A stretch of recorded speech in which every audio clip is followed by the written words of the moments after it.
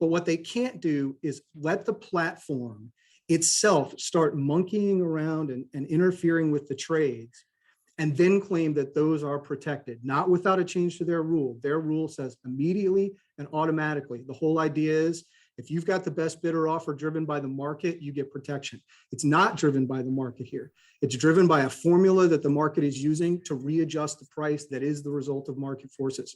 So if they want to do this, let them do it, but let them compete as they say they want to. Don't let them do it having interfered with the market and then claim this protectionist benefit of Rule 611.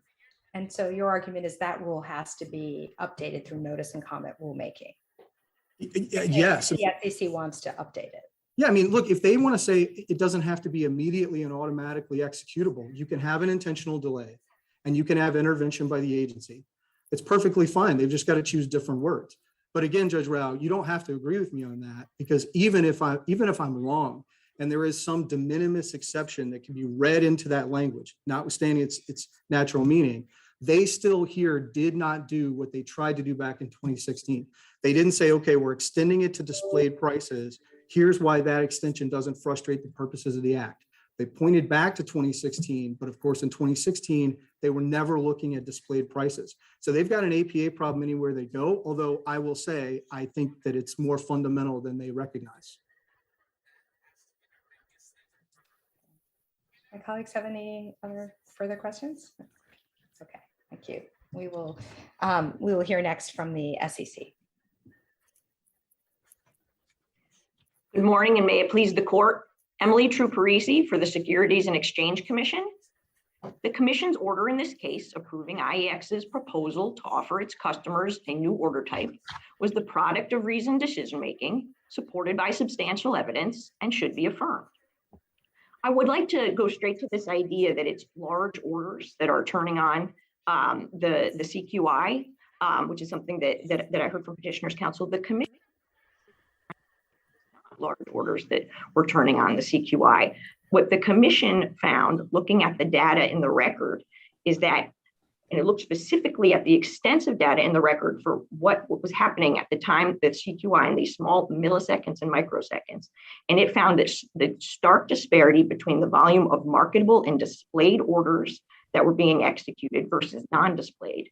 And it's important to unpack that a little bit, because the displayed versus non-displayed shows that the activity is targeting the orders that don't have the protection of the speed bump and the CQI, and the marketable orders shows that it's the aggressive orders taking it. It's not the midpoint orders, it's the ones that are crossing the spread aggressively. So there was extensive data in the record showing that that the CQI only turns on when it's aggressive order taking, the hallmarks of latency arbitrage. Then you look at the qualitative data in the record that the commission had before it, right? Numerous commentators wrote in saying that they could not trade in that manner, and that those that do use these large orders, these intermarket sweep orders, would not have any problem filling, because the commission made extensive findings that the accounting for this de minimis speed bump, IEX's speed bump, is something that is commonplace in order routing. There would be no additional cost because it's commonplace order routing that people already have to take advantage of, take account of, because the delay at IEX is no different than the geographical latencies that are inherent in all the different exchanges. What do you say to counsel's argument that this is inconsistent with the immediate and automatic language of the existing regime? Sure, I'd be happy to go to that argument, Your Honor. So we think that the language really here is right clear, and I think it's just a misunderstanding of what that Rule 611 inquiry is getting at here, right? So Rule 611 says that protected quotations can't be traded through, and then you have to use the definitions to figure out what protected means. So in order to be protected, it has to be automated, and that's really the question here: are these quotes automated? It's important to take a step back and think about this. There's only two choices. It's either automated or it's manual, right? So, and it simply makes no sense to think of these quotes as manual. That's you think of a trading floor and a human sort of intervening. These quotes are not manual. They are automated because they immediately and automatically execute. And to focus on the word immediately, as I heard some of the discussion focusing on, it cannot be that it has to immediately, has to mean literally there's no delay at all because all quotes experience some delay. And the commission explained this very clearly in its automated quotations interpretation that it issued in 2016, right? All quotes have some geographic latency. So you can't take immediate to mean to literally mean there's no geographic delay whatsoever. So once you've taken account of the premise that there's some geographic delay, the question is, well, is this de minimis IEX delay any different? And it's not. It's the commission found it's well within the same kinds of geographical latency limitations that all other protected quotes get. So it's quite simply consistent. Ms. Priest, Yes, Your Honor. so my question about that, I mean, immediately, I mean, isn't the natural meaning of immediate? I mean, sure, there might be a geographic latency, but if someone takes an intentional action to impose a delay, even if that delay is very small, as it is here, I mean, doesn't that mean that it's not immediate?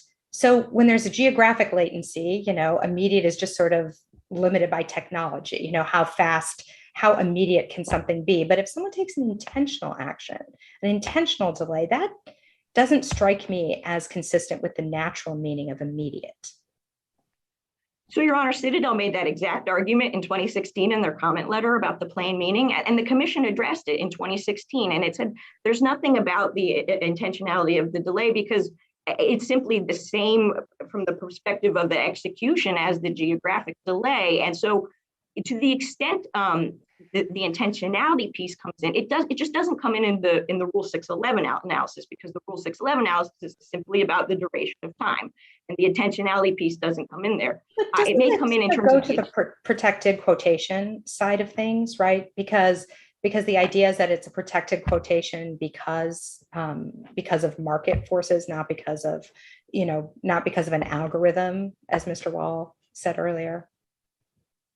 Well, it's protected because it's sort of just ipso facto from the definition. It's protected because it's automated, and it's automated because it immediately and automatically executes. And it's important to go back, I think, Your Honor, to answer your question to Reg NMS and what Rule 611 was supposed to do. The idea there was to encourage automated trading as opposed to manual trading, right? That was the specific purpose of the trade through exception in 2005. It gave the protected quote status to automated trading as opposed to manual, because manual was too slow. And so the idea was to encourage automated trading. And there's just nothing that's not automated. I mean, it makes no sense to think of IEX's quotes as not automated. It just doesn't make any sense to think of only the delimit quotes as not automated and therefore protected, because then you have a strange situation where some of IEX's quotes are protected, but only the delimit ones aren't, and the people trading don't know which is which. So it just doesn't fit under the structure of the regulation itself to not consider these quotes protected and therefore automated. The questions about access to the liquidity and what Mr. Wall was referring to as phantom liquidity, that is addressed extensively by the commission, but under the Exchange Act analysis, as opposed to the Rule 611 analysis. And the commission found that there would not be extensive quote fading and everything, but that goes to that analysis. But the Rule 611 analysis is really very clear under the terms of the statute. You're either automated or manual. You're automated. If you're automated, you're protected under Rule 611. What do you say to the argument that the S.e.c. itself caused the problem of latency arbitrage that IEX is going to elaborate lengths to solve, because the cause of latency arbitrage was Reg NMS? Your Honor, I think I would say that, the issue before the commission here is whether the order is consistent with the Exchange Act. And so the commission has to take these things as they come. The commission is balancing competing policy concerns in terms of the Exchange Act and 11 Cap A and the congressional directives that is set out there to create this national market system. But the issue here in front of the court is simply whether IEX's proposal to offer this new order type to its customers is consistent with the Exchange Act. And here the commission found that it clearly was. There was extensive data in the record. And I did want to touch on, I see my time is up. And so I just wanted to quickly touch on, if with the court's permission, the idea that that the commission ignored Citadel's data. It simply did not. It goes Before on you do, pages. before you do that though, I understand that it's not perhaps directly related to the question before us, but it does seem to inform it. Do you agree that Reg NMS was sort of the first mover, the cause of all this latency arbitrage trouble that Citadel says doesn't exist, but IEX says does exist, and S.e.c. does exist, and IEX is trying to fix?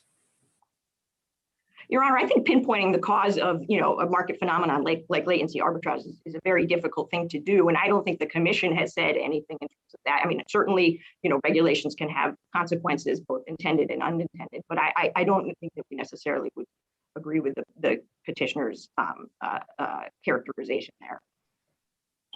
Ms. Bruce, can I Yes, Judge ask you, since briefing in this case, have other exchanges sought to follow IEX's model? And if so, how has the S.e.c. handled those proposals, if there have been any? I don't believe there have been any. Occasionally, someone will copy a certain feature of the plan, but then sometimes they will take them back. So I don't believe there is any true copycat of this proposal in the market. Precisely because to do so, you would need to already have the infrastructure. You need to have the speed bump and the CQI and all the pieces that go up that lead up to the delimit order yourself. And there simply aren't any other exchanges that have all that infrastructure. So I don't believe there are any other copycats. Thank you. Okay. Unless the court has any questions. No, thank you very much. We would ask that the order be affirmed. Thank you. We'll now hear from Ms. Stetson. Good morning, Your Honors, and may it please the court. I'm Kate Stetson, representing IEX as the intervener. I want to make just a couple points on the primary argument in this case, the latency arbitrage issue and the solution that IEX devised. And then I do want to be sure to talk about this immediacy issue, Judge Sentel and Judge Rao, that you raised as well. But just on the latency arbitrage point to begin, Judge Rao, I think one of your questions pointed at this as well. This primary argument of Citadel's is a substantial evidence argument. That's unusual. Usually there's a lack of statutory authority argument or some other more significant APA hook. So here, what we are looking for is, was there substantial evidence in the record that latency arbitrage occurred? And the commission found, yes. Those sites include Joint Appendix 62, 87, 89. When was latency arbitrage happening? The commission concluded, based on IEX's several months worth of data, that it is happening in those microseconds right before a price changes. And I want to mention something that Mr. Wall said about the dogs barking if there is data of latency arbitrage. There are so many dogs. There are so many comments in this case from hundreds of investment advisors and companies representing trillions of dollars under management and millions of investors, including, among others, high frequency traders, XTX and Virtue. Virtue in particular does precisely what Citadel does. We can talk about what we're calling the retail issue in a minute if you all like, but understand that Virtue supported this delimit order and does exactly what Citadel does. With respect to Mr. Well's other comment about this evidence that IEX put in over several months of data and which the commission evaluated and accepted as evidence of, quote, normal large trading, that is simply not true.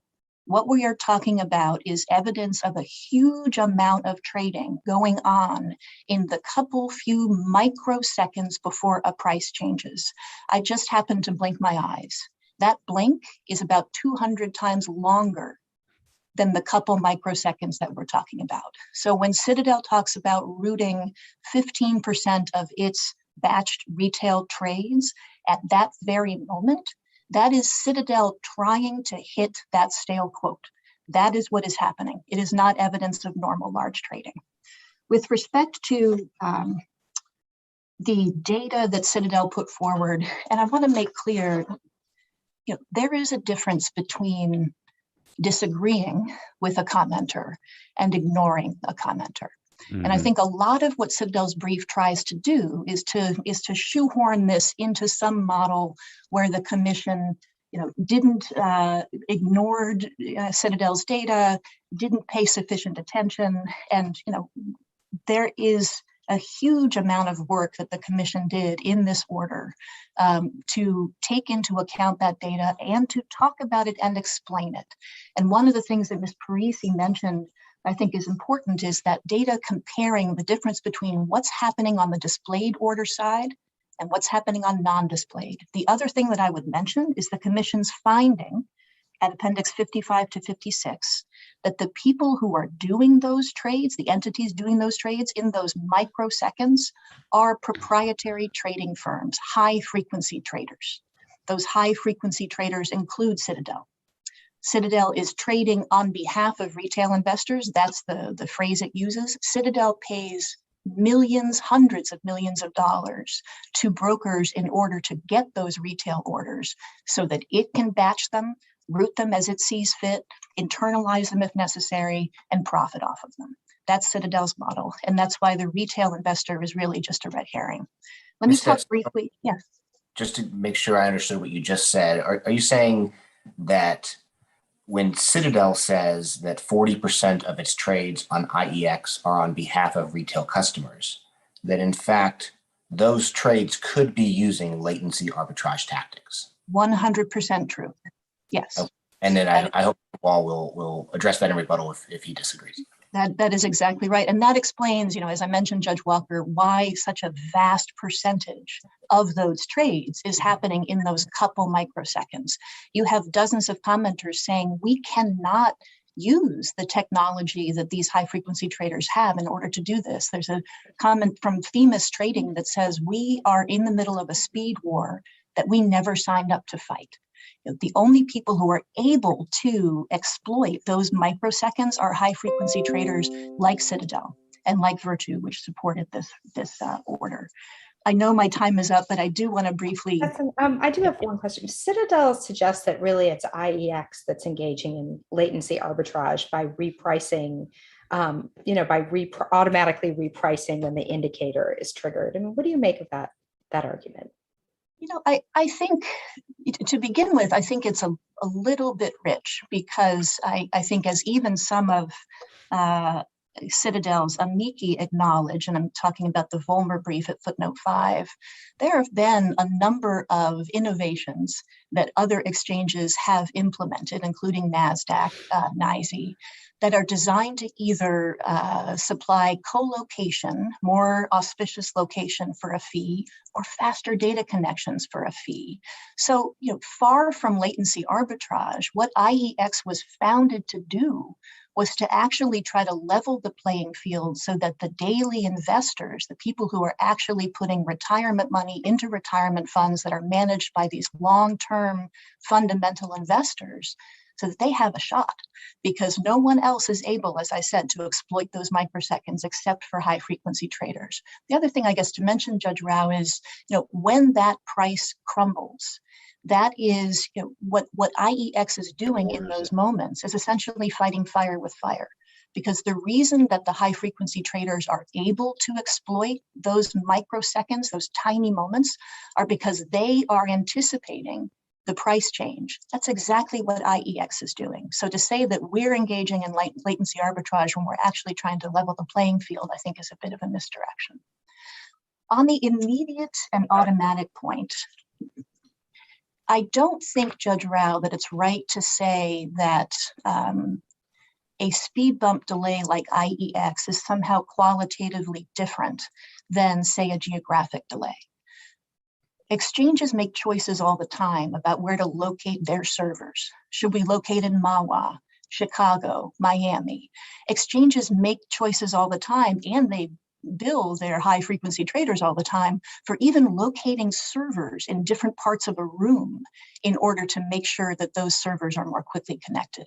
Exchanges for ages have tried to make sure that to the extent everybody's paying the same price, but are located in different parts of the room, that there's extra cable in order to make sure that there's no tiny latency between the server at the north end of the room and the server at the south end.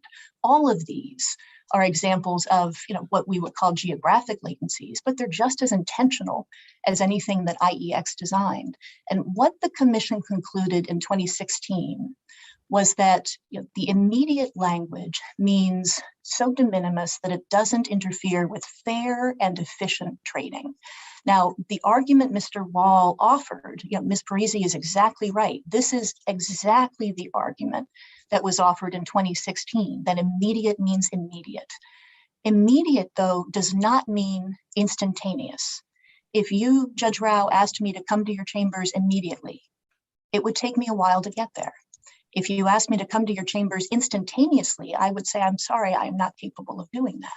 There's a difference between immediate and instantaneous, and that difference is within the commission's bailiwick and purview to interpret. What it came down to in 2016 is exactly what it comes down to today, which is, does this de minimis delay interfere with the fair and efficient execution of an order?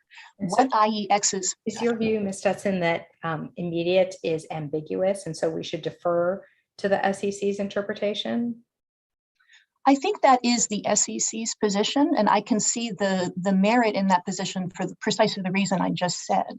I think when people think about immediate, and you're not thinking in terms of these eye blink moments, immediate might mean something very different. But where you're talking about these eye blink moments, immediate has to mean something that's a little bit more accommodating. It's exactly why the commission, even with its protected quotes, builds in a 1 second essentially grace period. No one is found to be in violation of the rule as long as that quote changed a second or less before whatever order they executed. There's an acknowledgement that the systems can only go as fast as the systems can go. And here where you have a targeted, I'm sorry, Judge Santel. It bothers me that if what you just said, go as fast as the systems can go. The geographic delay, if you would, between immediate and instantaneous recognizes that that's as fast as the system can go. Here you are deliberately putting or you're not, but the rulemaking is deliberately putting a delay into the course of the transaction that takes it out of the instantaneous, but may also take it out of the immediate. Isn't there a difference between the geographic delay that is inherent and unavoidable and the inserted delay of the roadblock, which is inevitable? Judge Santel, two answers. The first is that, as Ms. Parisi mentioned, that is exactly the argument that was made in 2016, in which the commission thoroughly evaluated and rejected. The second answer is, as I just mentioned to Judge Rao, the idea that geographic latencies are unavoidable is simply not the case. Exchanges make choices all the time about where to locate their servers, how fast to connect their particular customers to a particular server, where in the room, as I said, to locate the server. Those are all geographic latencies of some degree or another. So drawing a distinction between the kind of coil delay that we're talking about here with IEX and the kind of coil delays that are common in other servers, including, as I said, to try to equalize high-frequency traders' access if they are slightly different from each other in a room such that one gets to another, 1 microsecond before. All of those are intentional choices. And what the commission concluded in 2016 and reiterated here is that word immediate in this context means a delay that is so de minimis. It's not sort of human, there's no human interference, which was the whole reason why this immediate order began to exist. It's so de minimis as not to interfere with fair and efficient access. And I think what Mr. Wall's client is seeking is what we would say is unfair access, because they are seeking to exploit that tiny moment of time when a price is changing before other people, other liquidity providers and liquidity takers are able to get there. And I want to perhaps end on this if there are no further questions. This is discrimination against a type of high-frequency trader that engages in predatory latency arbitrage. That is the discrimination, if we want to use that word, that we're talking about. What the SEC concluded, what IEX submitted, and what the SEC evaluated and adopted was that this delimit order helps the market overall. It helps liquidity providers. It helps market makers. That's why you have XTX and Virtue joining these comments. It helps liquidity takers because it ensures that liquidity actually exists and isn't just shifting over to the dark markets or off exchange. This order helps the market overall. The people it doesn't help are the people who are trying to essentially skim that predatory tax off of a changing price. If there are no further questions. Colleagues have any further questions? No? Okay, Just thank you, Ms. Oh, sorry, yes. quick clarity. Yeah. Were you saying, Ms. Stetson, that immediately is ambiguous, or you win if it's ambiguous and you also win if it's unambiguous? The latter. The latter. I think what the SEC said in its brief, I think in a footnote, is that the interpretation is owed deference under Kaiser. That's clearly true, just given the length and the thoroughness of the consideration, the specificity of what we're talking about, the technicalities of what we're talking about. But if it's unambiguous, then we win also. So the answer is both. Thank you, Ms. Stetson. Thank you. Mr. Rawl, I'm not sure you have time left, but we will give you an additional 2 minutes for rebuttal. So 3 quick points. Let me start with Rule 611. You're right, Judge Walker. Regulation NMS did create the fragmentation, the protected quote, stitches it back together, and it's important to enforce it. The language of the regulation is not anything about interference with fair and efficient trading. It says immediately and automatically executes an order. And you're right, Judge Rao. Immediate, of course, things take time to do, and it doesn't mean you're not doing them immediately. But when you introduce an intentional delay, it's no longer immediate. And when you tinker with the quote, it's no longer automatic. And Well, can you respond to Ms. Stetson's point that it's actually that there are intentional ways that that traders affect geographic latency, so it's not really qualitatively different to have something like the speed bump? Sure. So 2 points. One, it's not true in practice. As we explained to page 372 of the JA, when we have a large order, Citadel sends it out to the exchanges simultaneously. Sure, there's a little bit of geographic latency as you go to the different exchanges, but the difference isn't large enough to allow anybody else to see what's happening on the other exchanges and react. So because we have a best execution obligation, we send it out everywhere at once.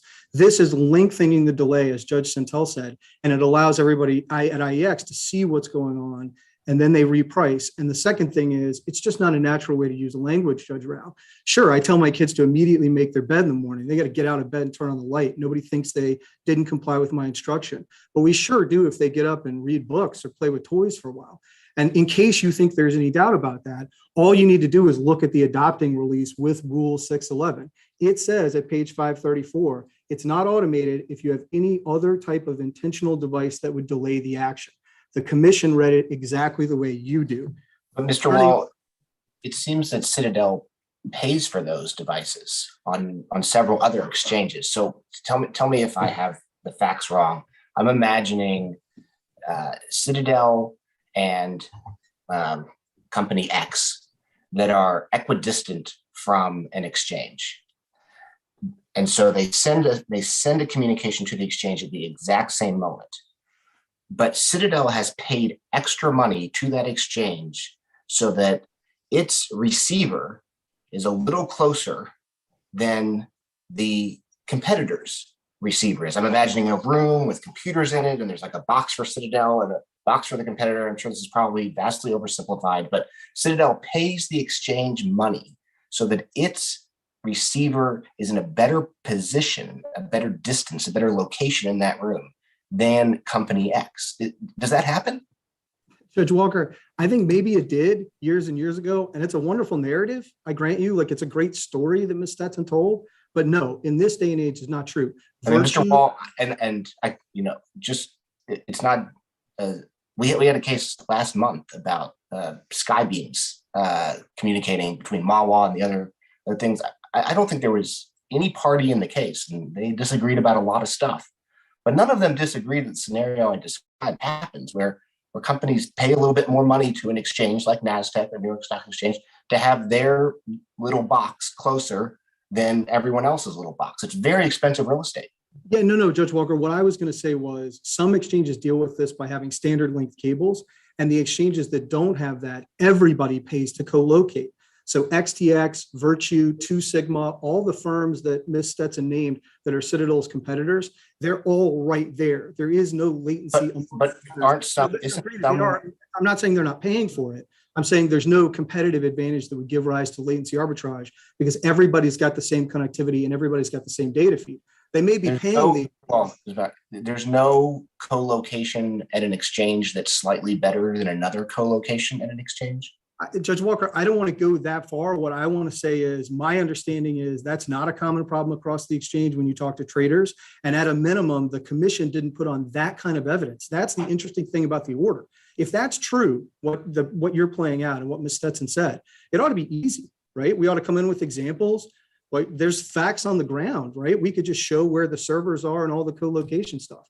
The commission didn't do that. And it didn't even try to take actual trades and say, here's the latency arbitrage. It looked at aggregate statistics and said, see, those show that there's a lot of stuff going on when the signal is turning on.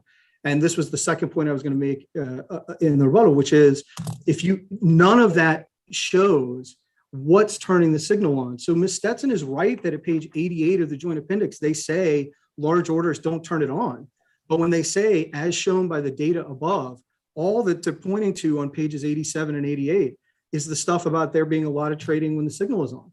And we put in this actual order at page 372 of the joint appendix. We said, here's an actual order on behalf of retail investors. It triggered the signal just because it's a large order. Has nothing to do with arbitrage. And as I stand here today, having read everything in this case, I still don't understand what the commission's basic response is to the fact that this is the kind of trade that turns it on, because it makes sense, right? You're taking a lot across a lot of exchanges. IEX is watching that. Of course, it's going to predict that the price is going to move. The signal is going to come on. By definition, it's probably a good size trade or good number of orders, right? Because you need a whole lot of liquidity. This is a small player. It doesn't have a lot of liquidity. So then it says, oh, we have a lot of things going on in our shop when the signal comes on. Of course you do. It's exactly what you would expect. All of the markout data, the spread crossing, it's exactly what you would expect to see if large orders turn the signal on. And so I would just point back to the commission's order. And the third thing I would say, Judge Walker, to go to your colloquy with Ms. Stetson, that's not where the S.e.c. started. Ms. Parisi said, look, it's commonplace to do this as a matter of routing. That's not true. Citadel sends these orders on behalf of retail investors to exchanges simultaneously when it's a large order. We explain that to the commission. There's nothing to the contrary in the record. Could we reroute and hold back orders and go to IEX first? We could, with the costs I explained earlier. Either higher costs or missed executions to retail investors who won't get the bulk of what they want because the IEX tail is wagging the New York Stock Exchange and NASDAQ dog. Now, Ms. Stetson takes it another direction. She says, oh, well, they're batching, they're bundling. And so it's evidence of latency arbitrage. And with all respect to Ms. Stetson, that's false. We told the commission it's false. I'm happy to supplementally brief it. We have best execution obligations. Citadel does not batch and try to time retail orders. It may fill some of them internally. Mr. Wong, how does that work if 15% of the retail orders are coming in when the signal is on? I mean, how do you explain that? Oh, so that part I think is fairly straightforward, Judge Rouse. Citadel handles more retail than anybody in the country. We have 40% of the retail orders on behalf of investors out there in the country, right? So we have a lot of retail, and we have some small orders and some one-offs, and sometimes IEX is good for that. It doesn't have a lot, but sometimes it has a little bit of kind of random things. So you send a lot of small orders there. But the large orders that we sent, that's the 15%. And what we found is that that 15% were turning the signal on, and as we explained, 99.3% of them in volume were large orders. Once our retail orders got large enough, they triggered the signal and it came on. And the commission's response to that at page 88 is just ipsy dixit. All it says is, oh, but look at our data. There's a lot going on when the signal comes on. Of course, there's a lot going on. We're sending large retail orders. That's the 15%. Others are sending more large orders and fewer small orders in Citadel. So that's why, even though it's only 15% for us, it creeps up to 24% of volume, 33% of orders. But it's all the same phenomenon. And just to close, Judge Walker, with where I was before, these retail orders, they're not like there's nothing misleading about saying on behalf of retail investors. The example we gave at page 372 of the joint appendix is real. Maybe it's TD Ameritrade, maybe it's Schwab, maybe it's a pension fund, an institutional investor. They want a lot of shares. We don't hold that back and wait to take it to the market in some moment of arbitrage. We'd be violating best execution obligations if we did. And how did the 15% show up in that fraction, that tiny fraction of a second? Oh, Judge Rao, that is the key to the whole thing, right there. They're not showing up when the signal is on. That's what the other side. They're triggering the signal. They're triggering the signal because IEX is sitting there and looking at these orders hit the other exchanges and saying, wow, there's a spike in demand or a spike in supply. So the offer is going to go up or the bid is going to go down. And so they're turning on the signal. And then the order gets there having hit the speed bump, and they treat that order once it hits as the volume or the order that they're talking about hitting when the signal is on. So of course there's a lot hitting when the signal is on. They have a formula designed to detect price changes, and they can watch what's happening on other markets. It'd be sort of like, of course there's a high correlation. Of course you see crossing the spread. Of course you see a lot of orders coming in. Of course you see markout data showing that the price is running away from the liquidity. So isn't this just a race between the technology of your client and the technology of IEX to go back and forth? I mean, isn't that ultimately in the market what's happening? Oh, I don't think so. It might be a race between Citadel and 2 Sigma and XTX and Virtue and all the other high frequency traders that, as I said, Judge Walker, have the same connectivity and same data. But no other exchange is doing this, right? This is pretty novel. Exchanges are meant to be platforms. They're meant to facilitate trading. This is an exchange, the only one, right, that's doing this, that's reaching in and repricing the quotes themselves. And that's a sort of novel thing. And to get back to where I started, if you conclude on the first issue that they can have the delimit order, even though they haven't shown you real evidence of latency arbitrage, and even if they have, Judge Walker, they haven't looked at the costs. They've not looked at the cost from retail and the cost of routing. Still during the argument, no one has addressed the costs of these rerouting changes. But even if you conclude that, you can't have it be protected under Rule 611 for the reason that Judge Santel got at earlier. It just doesn't square with the language of the regulation, right? Protected quote is meant to stitch back that fragmentation that you were talking about, Judge Walker, and it does it by looking at the best bid and offer as a result of market forces. If they want to tinker with those, we don't think they should be allowed to. But what they can't do then is say, well, that should be treated the same as every other bid and offer that is actually the result of market forces. Let them compete in the open marketplace. If liquidity providers like it, they'll go there, and liquidity takers will have to go to get the liquidity. That's what Canada did when they did the same thing.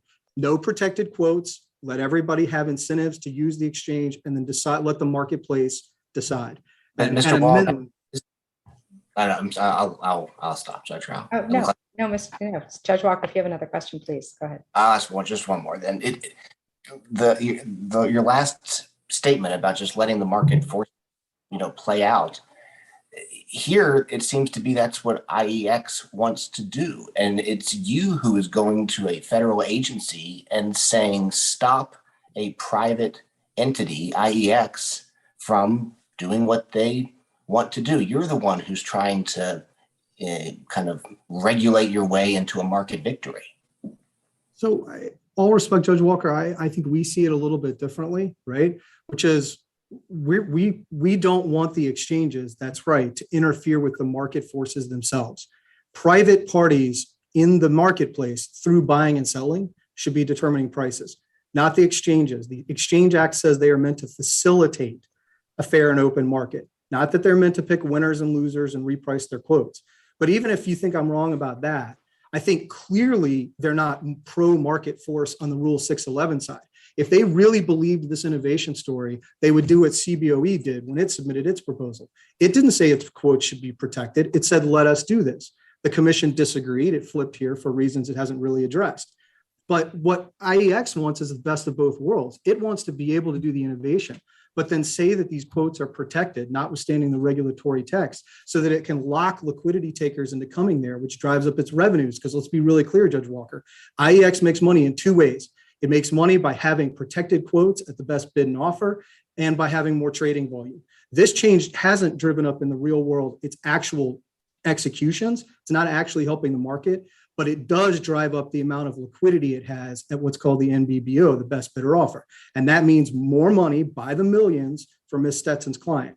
If they want to do that in the marketplace, let them do it, but they should not be able to do it by virtue of Rule 611, either because the regulatory text is clear, or because they can't qualify for Kaiser because they flipped, or because at a minimum, even if the de minimis exception exists, they didn't analyze it here in this order with respect to displayed prices.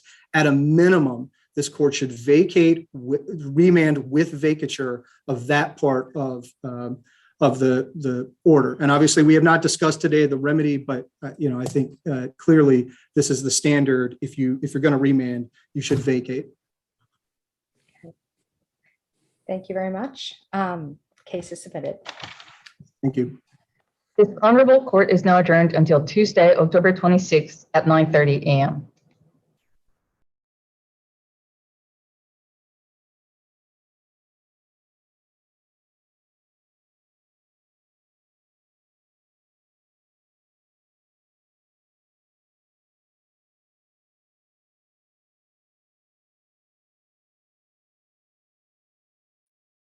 Good stuff there. Thanks for listening, everybody. I don't really have anything to talk about quick. Now that that's over, I'm going to go ahead and put out a video that I made last night. It's going to be on continuous net settlement, so make sure you guys watch this video. It's got a lot of information. Thanks for listening, guys.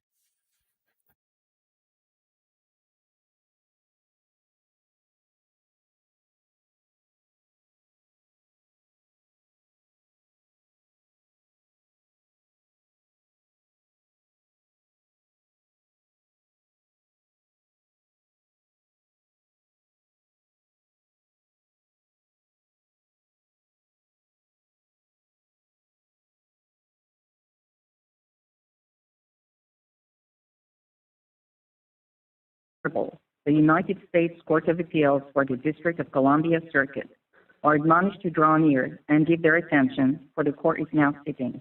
God save the United States and this honorable court. Case number 20-5056, In re Hillary Rodham Clinton and Cheryl Mills. Mr. Kendall for the petitioners. There. And I just want to get that point across. I know there's a lot of people in here that weren't in at the very beginning. So just a quick overview. Today's argument was Citadel against the S.e.c. It was an appellate argument. The standard of proof that Citadel would need to establish to overturn this S.e.c. rule is very, very high, extremely high. It's known as what's the arbitrary and capricious standard. Basically, they have to show that the agency actions were arbitrary and capricious and abuse of discretion or otherwise not in accordance with the law. It's a very, very high standard that they have to set forth. And based upon the arguments that were set forth today, I would say that they didn't even come close. There was a lot of smoke and mirrors and a lot of arguments being made, but none of the arguments were legitimately sufficient to reach that level of scrutiny to get this overturned. Now, they mentioned a couple of things throughout the appeal, throughout the argument, in regards to standards and whether or not certain things were meant. One of the things they mentioned was Kaiser, and that's another case. They were referencing another case that basically set forth a test to determine whether an agency's regulatory interpretation is sufficient and whether or not it should be overturned. And some of the things the courts look at is whether their interpretation was reasonable. Was the interpretation based upon fair and considered judgment of the agency, and a bunch of other things that basically it's like a checks and balance, right? They're saying should we give deference, right? Ultimately, when a court has a case like this and they're looking at a regulatory agency's rule or an interpretation of a rule, at the end of the day, they always fall back on the idea that vast deference should be given to the agency, because after all, what's the point of having the agency if they're not going to be the ones that can be trusted with handling this type of stuff? So I don't want to be the only person to talk. So I'm gonna open it up to whoever wants to speak, and then I'll interject as we go along myself as well, and cite the specific parts of the case that I found to be the most interesting. And in terms of the judges, I felt that Judge Rayo and Walker really were not buying any of this throughout the entirety of the proceeding. Judge Santel, he was a little grumpy. Maybe he woke up on the wrong side of the bed or didn't get to have his coffee this morning. But yeah, I think, judges will sometimes not want to show, they'll maintain a poker face or Santel, yeah, he was a little iffy, but I still think he's going to go in line with Rayo and Walker at the end of the day. So I'm not going to keep blabbering. So again, if somebody else wants to talk, go ahead. Yeah, sure. I'll jump in. For everyone that was on with us before the hearing, I think it played out much as we were anticipating and as we discussed. When the primary parties, two of which are before the court, one of them is leaning into the standard of review and trying to create clarity in expression and clarity of thought, where the other one is trying to obfuscate, create muddied waters. It's pretty clear just from the outset in the tone and the presentation which party has a stronger case to begin with. And I think you could see just in the styles of presentation, Citadel got there up first. Their presentation was clear. But when the S.e.c. attorney came up and just laid into, this is the standard of review, this is why we satisfy the standard of the review, and everything else is noise, that is the thrust of the case. And the rest of the case was about Citadel's attempts to draw conversation into exactly what their arguments were. The first two arguments in their briefs, the first of which was that, the S.e.c. failed to consider the harm to retail associated with the turning off of the delimit orders. That was a straw man argument that Citadel had set up in the first place, and I think relatively minor discussion and questions were directed towards that particular topic because the judges just saw through that as a relative matter, which that itself is that much more frustrating that this would be the primary, the leading argument that is so transparent that it doesn't really garner much attention, much weight. And the questions that are designed around flushing out what Citadel's interpretation of representing retail investors, they were all designed with skepticism in mind as opposed to drawing out elements of support. So I think that tells you where the court's mind is on that point. What I found interesting, though not entirely surprising because it was also a straw man, is that the second primary argument in Citadel's brief is that the S.e.c. had considered a prior similar proposed rule, 6 months ago, and that because that the S.e.c. rejected the similar rule in Citadel's characterization in that instance, but not here, that's a departure from prior practices, and therefore this is arbitrary and capricious. No one spent any time on that. Lawyer for the apes, you can correct me if I'm wrong. You were taking maybe more diligent notes than I, but I didn't hear any discussion of that, and that's not a surprise because there were so many differentiating factors between the earlier rule proposal and this rule proposal that it is just standard form and course for what to occur to happen. So I think when you're trying to budget your time, and of course you want to budget your time towards things that have weight, it was clear that no one was placing any weight on that particular argument or angle. So I think that argument also falls away relatively succinctly. What I think is the thrust of the analysis that will come out is on this argument around immediacy and whether the Kaiser deference that attorney for the lawyers had outlined quickly earlier will, number one, be triggered, and number two, if triggered, how dispositive, how much does that dictate in this particular instance the outcome of this display versus non-displayed order differentiation and distinction. And in the relative brief amount of time we've had to consider it, there's a strong argument to be made, of course, that immediate does not mean instantaneous because of the physical limitations of the world within which we operate. And so as long as the S.e.c's prior 2016 analysis, which was the foundation for IEX's initial registration as an exchange, holds up that it's reasonable, and that's ultimately the standard, is the language ambiguous? Is the word immediate ambiguous?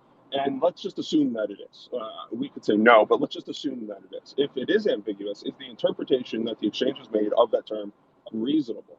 And if it is, and at the time, no one really leaned into objecting to the interpretation or challenging the interpretation in the court.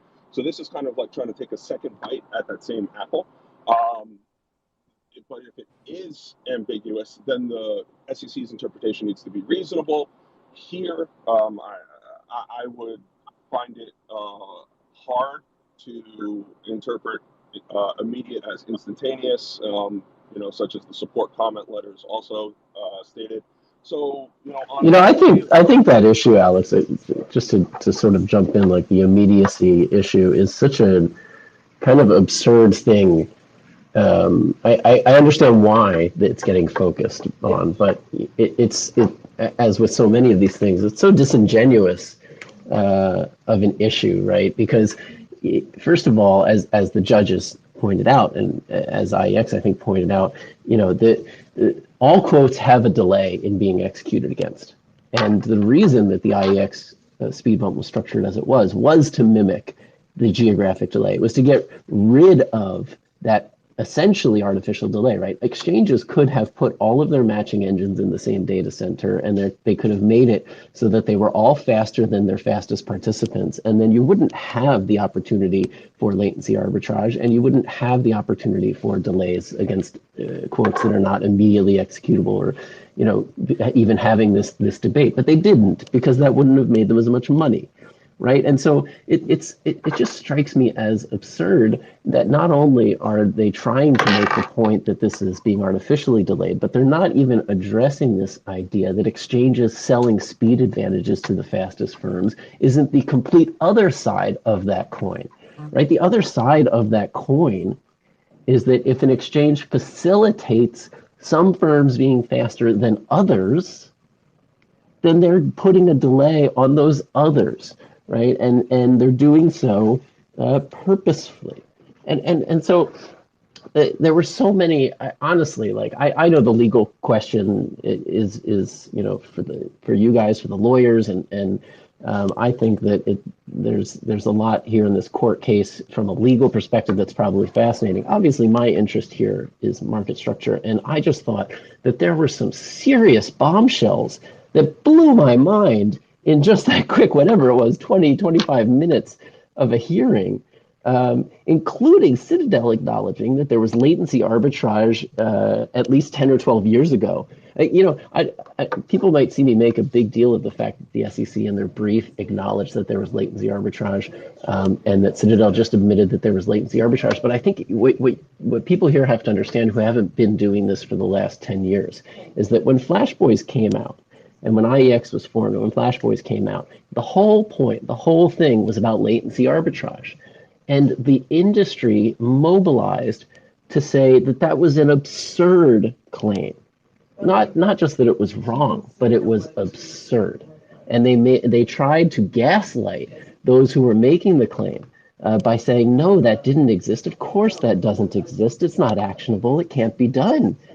And yet here, in the span of a couple of months, we've had the regulator come out and admit the existence of latency arbitrage and say that IEX proved that it existed. And we've just had Citadel come out and say that 10 to 12 years ago there was latency arbitrage. Of course, he's not going to say now there is, but it follows very simply from the things that he had said and the way that we're defining this, that of course there are still issues, that of course there are still firms that are faster than others. Ken Griffin said that, right? He said that recently, that the fastest firm wins. So even though, I think from a legal perspective, this case is probably, not as, impressive or controversial or even close. It seems, open and shut to me from a legal perspective, but from a market structure perspective, the things that are coming out and the debate that this is forcing again is getting us back to when Flash Boys first came out, back to this argument of what should market structure look like and why should it be that firms that are faster enjoy an advantage, and why is it okay for exchanges that are self-regulatory and quasi-governmental agencies to be selling speed advantages to certain firms and making it so that their drive to reduce latency is a profitable one. And why is Citadel coming out so strongly against an order type that simply prevents the execution of orders at stale prices? Because they admitted they want to execute against those stale prices. That's exactly what IEX said. That was IEX's point in the hearing. Citadel is sitting here and they're telling on themselves. And they're saying, it's not complicated. It's not nuanced. They're saying that we want to be able to execute against stale prices. This is what IEX is saying, right? This is not based on any insight or, knowledge that I have of anything other than what is public record right now, is that, they're coming out and they're saying we need those stale prices. And then you start to ask the question of, well, why is Virtu not saying the same thing? Why is XTX, other high frequency trading firms, not saying the same thing? And I thought the point was made really well. I think it was the IEX lawyer who said that these are market makers. They're comfortable with these kinds of features because they help market makers and they hurt latency arbitrageurs. And to me, that's the crux of the market structure side of this. And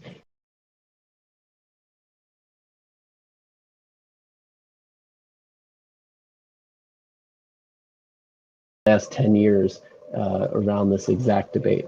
So it's really just fascinating and exciting to me.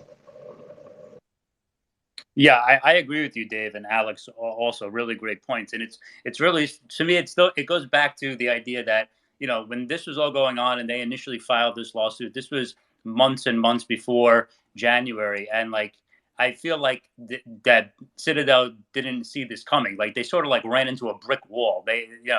For all the, like you said prior, Dave, what was the rationale in even, pursuing this? And then and that was before January, you would even ask that same question. But now with everything that's going on and all the awareness, to basically come out into open court and to make these statements and to not only make them, but to be double downing and triple downing on them. I mean, they kept insisting, and the attorney stated at one point, there's nothing misleading about our assertion that we are here in support of the retail investor. I mean, I still can't understand how they can continuously make that assertion over and over again. I know they had nothing else to really say, but it's still bizarre that they said it in open court over and over again with 8,500 people listening plus. And then of course IEX mentioned specifically that this is a this is predatory tactic. This is predatory. This is intentional methodology that they implement by purchasing this very expensive equipment so they can get an edge upon everybody else and basically be a predator against the retail investor, not actually exchange on behalf of the retail investor. At one point I was waiting for Chris Hansen to come in and take somebody away.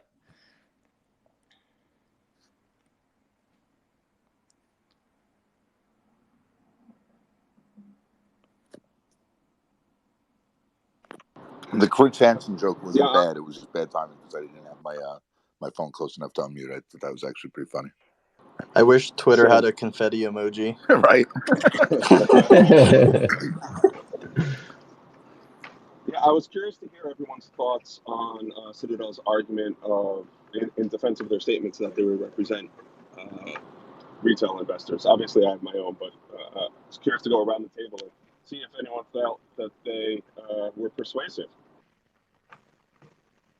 Well, I mean, obviously, my views are probably clear, but I really I thought that the judge's questioning at that moment was good, and I thought at the very least, in terms of the court case, it seemed to kind of expose at least where I think it was Rao where she stood, which was that it's kind of difficult for you to make this case that you're trading on behalf of retail when such a high percentage of that volume is concentrated in the microseconds around a price level change. And again, that's, Citadel did make some very clear claims in terms of, they said they're not batching orders. And I believe them because I don't think they batch orders per se. I think that they execute those orders as they come in, but they batch the layoff, right? They were very clear about the language. He was very clear about the language that he was using. And Citadel, when it takes the other side of a trade, it doesn't have to lay off that trade or internalize it or lay it off immediately. No market maker does. This isn't specific to Citadel. This is how market making works. You get exposure on one side or another. You build inventory. When your inventory risk gets too high, or when you think you're able to get out of that inventory risk, at a profit, you act. And so that's what I think is the underlying dynamic here, that they're trying to like a magician, moving their hand quickly in one direction. They're trying to misdirect you to looking over there, while they're actually, doing something on the other side of it. I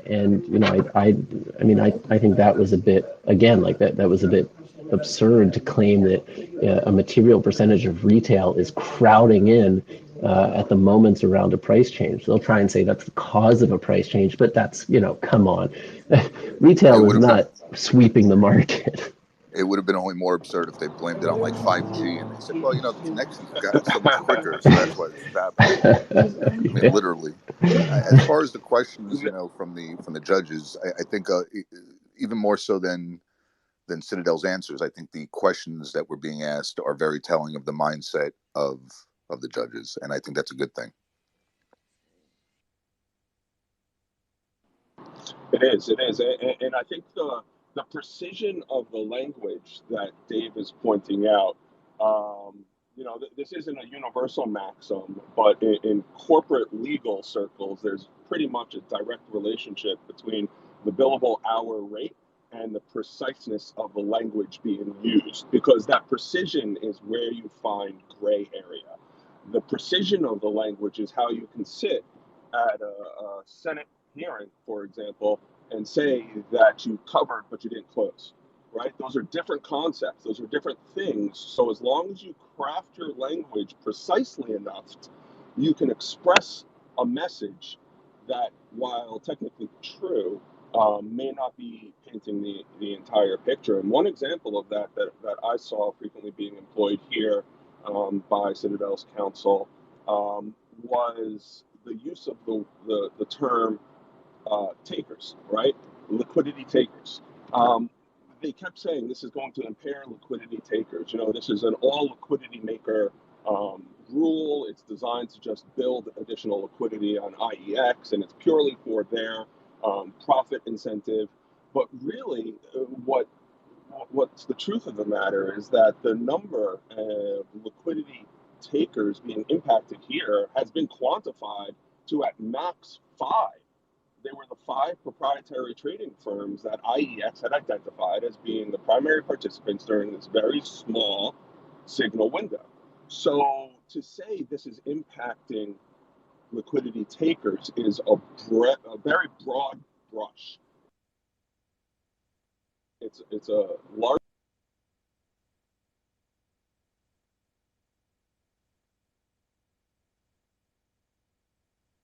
Uh-oh. I don't know if it's just me. I think we're losing Alex. Okay, so Yeah, I can't hear either. He got Twitterized, but I know he was on the move, so hopefully he'll come back into better signal. Because Citadel themselves are.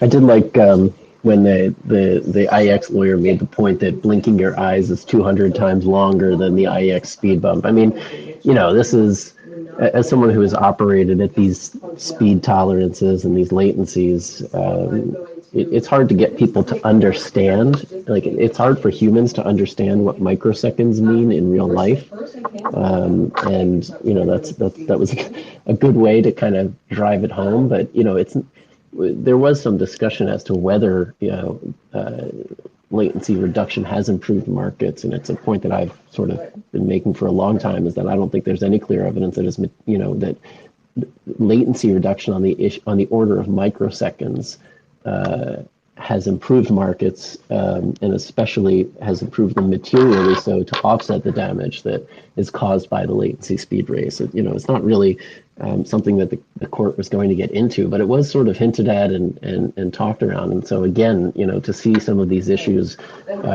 being elevated and reaching this level, I think is very encouraging. And hopefully this is just sort of the beginning of a real deep dialogue on it and some more market structure reforms. In that regard, when they turned down dark fiber, which kind of plays into the bandwidth, how do you think that affected the efficiencies or at least price discovery?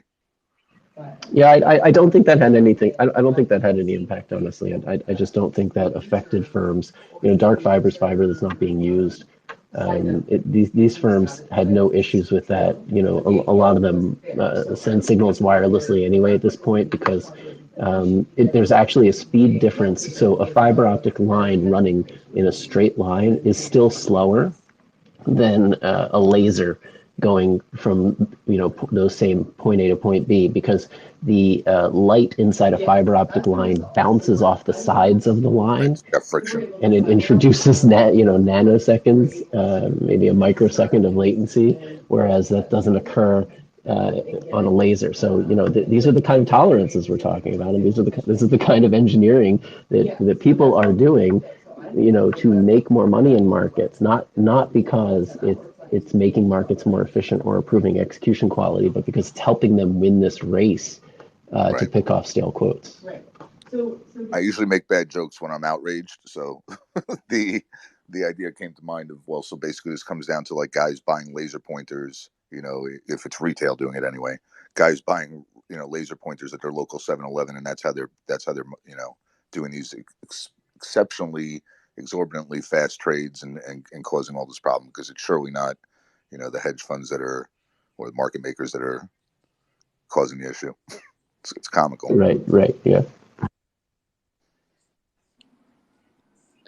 One thing I do want to point out that's not directly about the case itself, but just something that I find interesting, just as a lawyer, it's that the judges were very prepared today. They really were. They were asking, in my opinion, sharp questions. They really definitely took a lot of time to read the briefs and to know what was going on. And I bring that up because what drives me crazy is when they had those hearings in Congress, those members of Congress, they don't know how to ask questions. They never ask the right questions, and it frustrates me that most of these guys were actually lawyers at one point. But I always make the joke that a member of Congress couldn't litigate their way out of a paper bag. And I know it's frustrating, and I know it's slow, and because justice is slow. But I feel like getting this stuff into the courts, is the way to get a lot of this out in the open. And I think today proved that a lot of things come to light through the judicial system. Especially when you ask the right questions. And I think the lawyers were very prepared, and I think the judges were very prepared, and I think a lot of good questions were asked and a lot of good information came out of this, and that's going to lead to a snowball effect and create even more questions that need to be asked.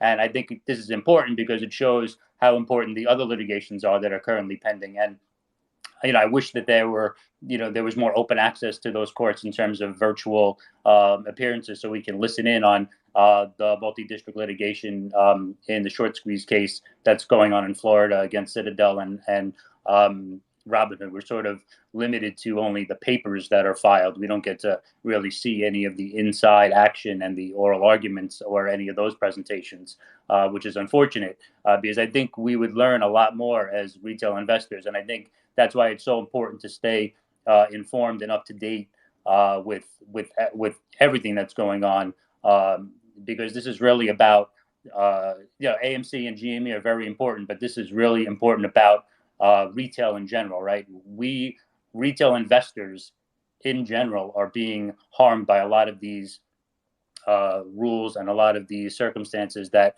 were not made aware up until a couple of months ago. And I think that, we have to really, focus our attention and, really push, members of Congress, to get this stuff back on their radar and then ask the right questions. We need the right questions asked. And Dave, I think you can piggyback off of that with me. Yeah, I mean, yeah, it's, oh, sorry, which, oh, yeah, yeah, I honestly, like, I do. I think this is, I've said it many times, I just think this is very exciting that people care, and that's the best part of all of this, is that so many people care, and they're getting informed, and they're learning about markets and market structure, and they're discovering, a lot of corruption and a lot of problems, and they're discovering, people, there are a lot of people out there that are fighting it and trying to fix it, and so, I think that, I still kind of can't overstate how meaningful it is that some of the things that came out in this case, in this hearing, are things that were denied and laughed at for the last decade. And here it's not only coming out, but even, the lawyer for one of the firms who would have been, front and center for, just belittling people who were making these arguments, just admitted to them in court. So, this is it's a pretty big development, and there are lots of other court cases, sort of winding their way through the system, because, one approach to fixing problems is in the private market, and that was what IEX wanted to do, was to build a private market solution and let competitive forces reward that solution or not. One approach is a regulatory one, arguing for better or different regulations or legislation. And then one approach is the judiciary, where you go through the court system when those other approaches failed, or when, the private market is being prevented from realizing the best approach because of incumbents and corporate concentration of power. So, it's really for many years now been sort of a multi-pronged effort to try and improve markets in every way, from each of those channels. And, I think now we're starting to see, the timing is kind of fortuitous, we're starting to see all of that coming, to light and happening. And so it's, I'm excited to see it. It's really something.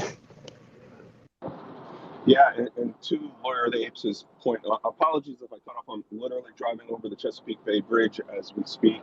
But to Lawyer of the Apes' point on the information that's coming to light, both through this case and the information that will come to light through the other pending cases, really subpoena power and discovery are very powerful tools.